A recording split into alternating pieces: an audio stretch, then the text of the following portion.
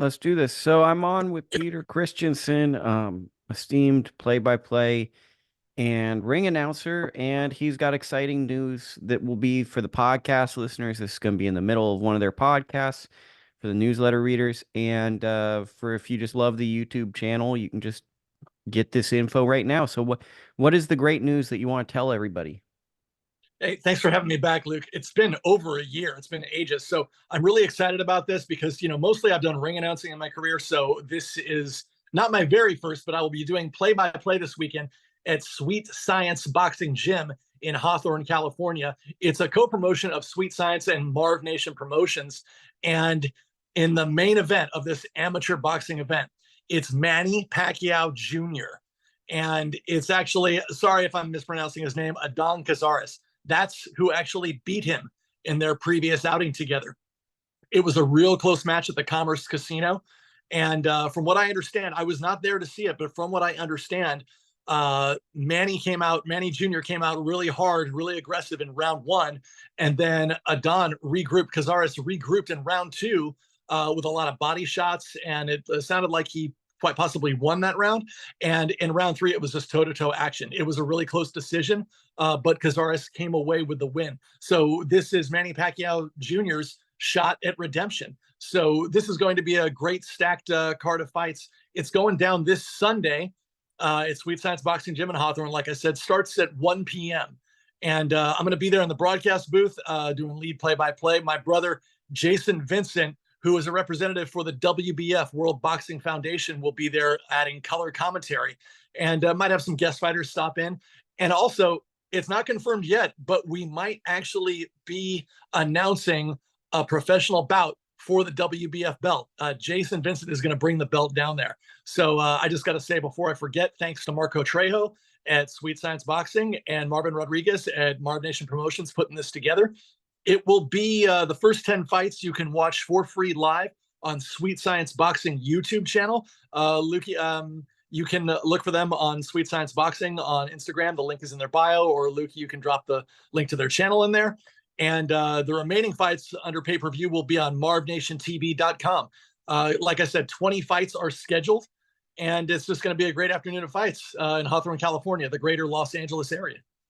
Hey, any chance the senator will be there, Manny Pacquiao Sr.? Because I think a lot of fans would be excited if that was the case. They would be. I haven't heard anything about that, any rumblings about that. But as you know, this sport is filled with surprises, so that could happen. But yeah, I wish I had a more solidified answer for you. Well, look, if you like Manny Pacquiao, it's probably worth going to because this is his son, and there's gonna even if you don't watch amateur boxing, even if you're not into spending the afternoon watching some whatever fights, maybe there's a good fight, maybe a bad fight, you can see someone who is related to someone really famous, and there's a chance really famous people could be there, and I think that's a selling point for a lot of people. Absolutely. I mean, the Pacquiao name is a huge draw. So just the anticipation that Senator Pacquiao could be there is a great selling point. And I mean, LA is just filled with so much combat sports talent and boxing talent. So you never know who's going to be there. You got Wild Card Boxing Gym there because of Pacquiao Jr. I think it's going to be a great event that's going to go down the entire day. I really don't know what else to say except I mean, I think the big thing is like you look at Pacquiao, and I remember throughout my life, Bobby Pacquiao would always fight on his cards. It's pretty obvious Manny Pacquiao Jr., because of his name, because of his father being one of the greatest boxers ever, is going to have some form of a pro career if he chooses to pursue this. So you're gonna be able to see someone create an attachment with them for good or bad because he's going to be signed by someone. Someone's going to pick him up at some point, and someone's going to promote him because the name sells itself. So I think the real calling card to this is you being able to make a judgment on a fighter who will turn pro, who there will be promotion around, and he's fighting someone that gave him a really hard fight. Absolutely. I couldn't have said it better than you, actually. So I think maybe you should be in the promotion business. Well, and I wanted one last segment because I got a heart out in a little bit, but I was thinking about this to make a show out of this. I was thinking about today, examples of bad customer service. So I had two examples and then I was going to throw it to you. So my two examples, these always stand out to me because I was sitting here thinking, so I had an experience yesterday and I was just sitting there going, my experience in business is limited. I was born in the morning, but not this morning. Um, the customer is always right. And whenever I have bad experiences with customer service, it always stands out to me because it's like, it's really exceptionally stupid because you're trying to get my money, but you're also trying to insult me. So I've had two instances. One was at a golf store a long time ago. I was trying to get a golf club I couldn't have. And if anyone knows men, men are typically insecure. And if anybody knows golfers and men that golf, they're typically extremely insecure. So I was trying to hit this club, and this guy was insulting me and saying really nasty things. And I remember I had to say to the guy, like, are you the stupidest salesperson ever? Even if I can't hit the club, like the point of insulting me, laughing, and belittling me, that all that's going to do is make me want to assault you. And also just leave a unfavorable. This was at the advent of Yelp, so it was the beginning of Yelp.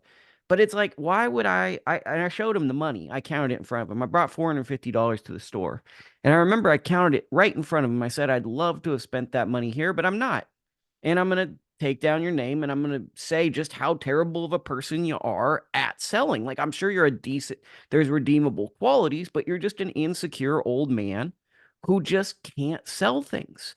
You're bringing your baggage onto a young guy and you want to tell me, well, I'm not good. Well, life already tells me I'm not good. I come to spend money to be bullshitted. I come to spend money on something and be sold. So that's one example of bad customer service. I wish I remembered the name so I could humiliate him. The second example was I was getting into fitness. It was before I knew the great Victor Conti snack systems. Now all I have to do is it's text message away, call Mike Basil, one of these great minds of fitness, and get my nutrition. So someone told me amino acids, and I go to this place, Nutrisport in Walnut Creek. It's not there anymore. Now it's a Starbucks, and I go Sure, it's in. a franchise of sports supplements and vitamins. Yeah, they've been Yeah, around for a while. exactly. So I go in there, right? And I'm just looking at amino acids. Once again, I'm just going there to buy something. I'm not going there because I expect it to do anything. It's like whey protein. I've never taken whey protein and been like, man, I see results, but I've heard it helps. So I go in there and someone told me get amino acids. It really helps. And then this guy at the counter is sitting there and I'm like talking through it, trying to be sold something. And he's like, nah, you're doing it wrong. You're probably eating wrong. And it was the stupidest thing because he talked me into going to a movie. It was like this guy was like, oh, you're probably doing it wrong, doing this. And I just wanted to do a brief segment on people who talk people out of sales, people who have no ability to do that. Because in both instances, I was there for the sale. And basically, the lack of salesmanship or the lack of any type of charisma talked me out of a sale. So let's finish the show with examples on your behalf of people talking someone out of a sale. Yeah, you know what? I wish I had a solid example for you. If I knew it ahead of time, I could maybe dig deep into the memory bank. But let me just share this with you.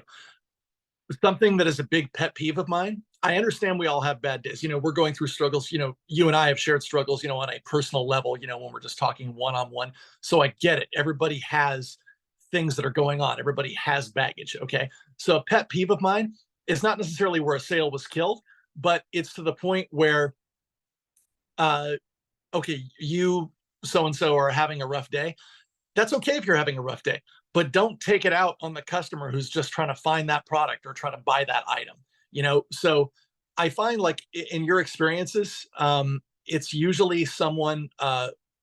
This is just my perception and based on personal experience, right? That those individuals, sales professionals, if you want to call them that, maybe professionals a far cry because maybe they're more like sales amateurs the way they were behaving. I think maybe they're at the point where they're just having a bad day. So they're just going to project onto everyone else. They're going to make it someone else's problem, because if they make it your problem, and that means they don't have to own anything or they don't have to deal with the problem itself. And the other thing is, I think some people are just disheartened. I mean, I think the work ethic in this country, in customer service, has dropped drastically. I think people are disheartened with their work. And some of that, I think, is a work ethic thing. I think that may be something that's starts in the home.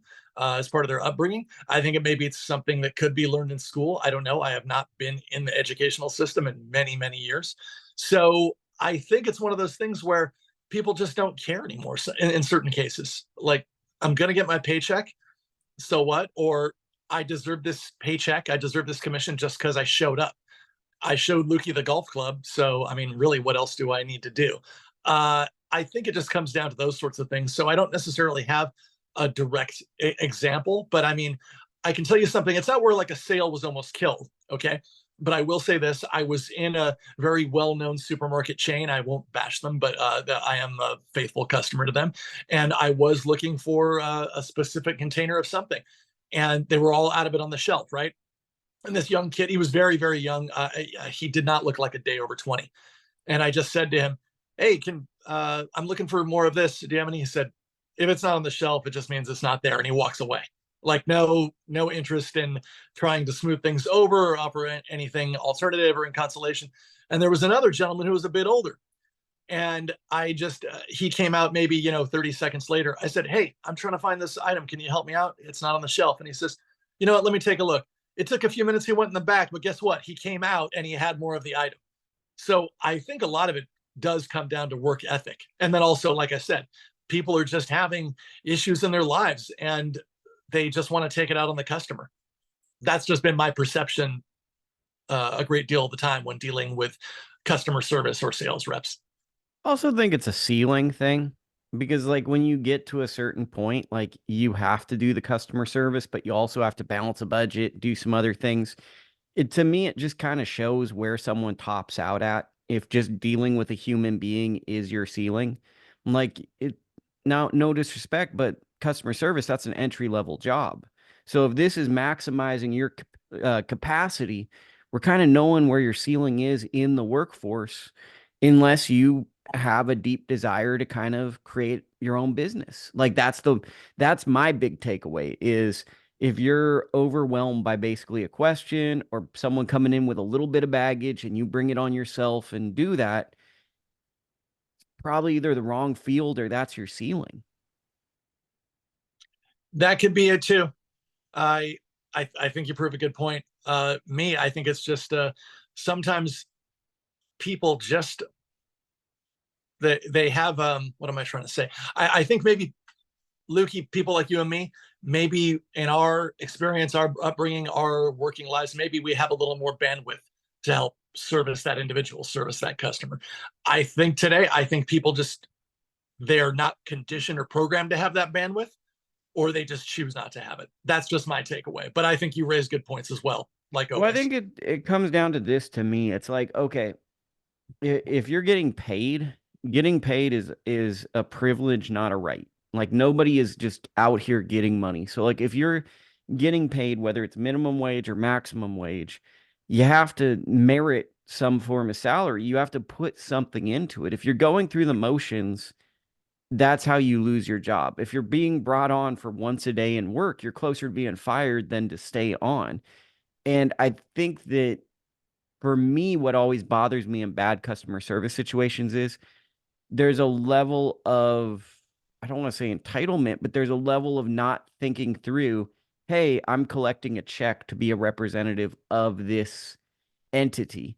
And because of that, I always kind of feel like, what else are you slipping on? Like I had a few college professors I could fit into this, like the just kind of whack in general. But I think that that's what always kind of bothers me is some establishment is paying you a sum of money to be there, yet this is what you're providing as good service, which I don't believe any company would go, man, this is how we want to represent ourselves. Yeah, and I think I can kind of, if you don't mind, I'm going to segue that a little bit back to the combat sports world. I'm not saying this quote exactly correct, but I think some people just don't care about improving anymore. And I think there's always room to improve. And I don't mean to be critical of oneself, that where you should say to yourself, "Oh, hey, you really screwed that up today." No, just like, "Hey, how can I make this better?" And George St. Pierre, when he was doing a behind the scenes thing for his training camp for one of his fights years ago, he quoted, I believe he said it was Michelangelo, and he said his biggest fear wasn't to aim and not hit his mark. His biggest fear was to aim and hit his mark, and then that's it. he said, there's always more to improve. So, Lukie, if you as a boxing insider, boxing journalist, are saying, well, I can just cruise and write these stories. I do good enough work anywhere. I don't need to strive for anything greater. That your work might have come across stale to some of your readers and your fans and viewers. If I say, oh, my work as a ring announcer or play-by-play man, oh, I'm good at it. I can just cruise. I'm that good. That's the kiss of death for any endeavor or any business. I still, just on a personal note, after every performance I give, there's certain things in there that like you would maybe never notice, or other people wouldn't. And I say, oh God, I hate how I said the word that way with that tone, that inflection, or wow, I stumbled too much there. It's just, I just take my work seriously in that regard. I'm very critical of myself. And I just, in general, when I work, I take a lot of pride in my work. But yeah, there have been those situations, and I've been guilty of it too, where I was disheartened in the workplace and I was just on cruise control at best. So yeah, I get it. And I think that speaks to, you really need to be involved in something that you are passionate about. Even if it's the job you need to keep to pay the bills, because maybe you have a mortgage or two mortgages or a second mortgage, a family, you have kids, you have a sick relative you're caring for. Still engage in something that's going to give you some type of pleasure. Like, for Lukie, it's golf all the way. We see your golf vlogs online, man. You're a stud at that. And that keeps you happy. I'm a big mental health advocate. We've talked about that. By the way, fighters and coaches, I'm always here for you. If you are looking for resources, or reach out to me, look me up on all social media, Fight Night Voice, on Instagram, on Facebook. You got to keep a positive state of mind. I'm all about positive mental health well-being. So even if your job is not providing that passion you need to find something that is your passion. So it kind of, so it becomes your why, as they say. And that's the best thing I can say for society. You got to put your energy into something that is going to make you feel productive. That, I think that's something that's very important. And I think a lot of people just don't pursue their dreams. Some people just think, oh, I'm stuck in this 9 to 5, or I'm stuck in this grind, so I can't go and pursue that other thing I wanted to pursue. Well, you could do it.